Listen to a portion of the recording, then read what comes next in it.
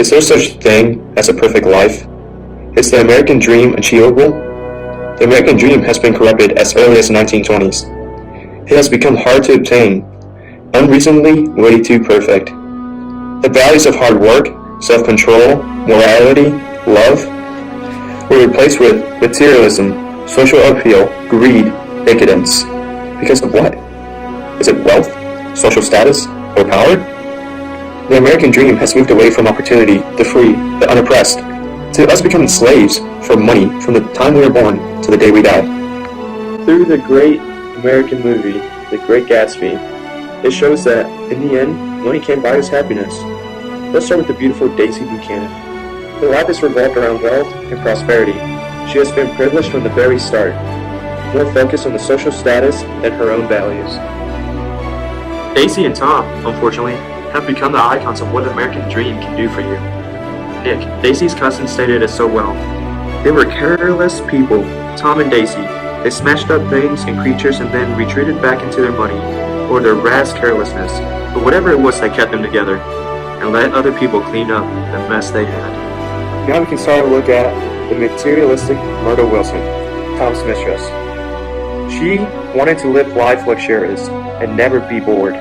She was willing to destroy her own image and marriage vows to get a taste of what the American dream can be. But in the end, we are able to see death was our only reward.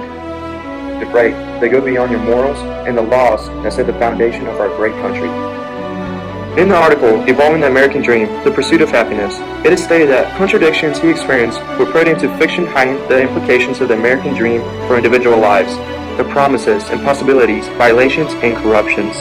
We need to go back to the old beliefs, where that it is said that the belief that every man, whatever his origins, may pursue and attain his chosen goals, be they political, monetary, or social.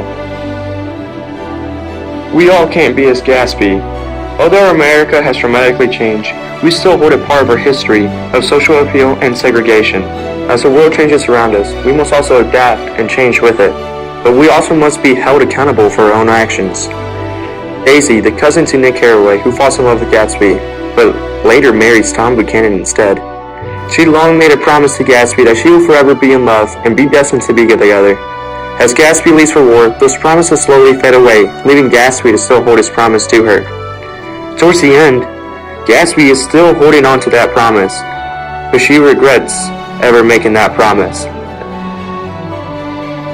Instead, she does not want to take accountability for her own mistakes. Instead, she runs away with Tom, forgetting everything that happened in the past and letting money cover up their trails. Although we all wish for a perfect world, it can never truly be perfect because we're human. We always make mistakes and continue to make choices out of anger, lust, greed, and self-motivations. It is something that is not new to us, as we even know that we are capable of these, because we write about it, tell stories, direct movies of our imperfections and impurities. We create our own imaginary worlds that take us away from all the corruption, greed, war, depression, self-hatred, and death, to a place where we're able not to feel the gravity of all the impurities of the world. We captivate ourselves in these movies and books to experience the reality for just a brief moment, but indulging ourselves into the unrealistic expectations that can lead to our own downfall. Through The Great Gatsby, we get a glimpse of what the American dream led people to believe on what true love should be. It was only an illusion and depicted in false hope. Gatsby had a vision, and he failed to change and adapt to his circumstances. Every person's dreams must not be what it used to be in the 1920s. As time changes, we must also change. In the end, no amount of money and social power could help him from falling to achieve his most precious love, Daisy Buchanan.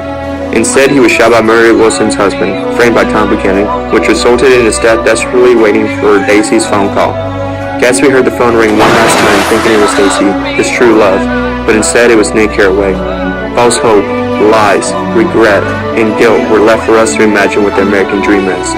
It is not the love story we all think it to be, but we understand what the American dream can be through our own choices and taking the right risks with moral decisions. We are capable of change. It can start with a new generation. In the end, no money, power, or social status can help us from the inevitable.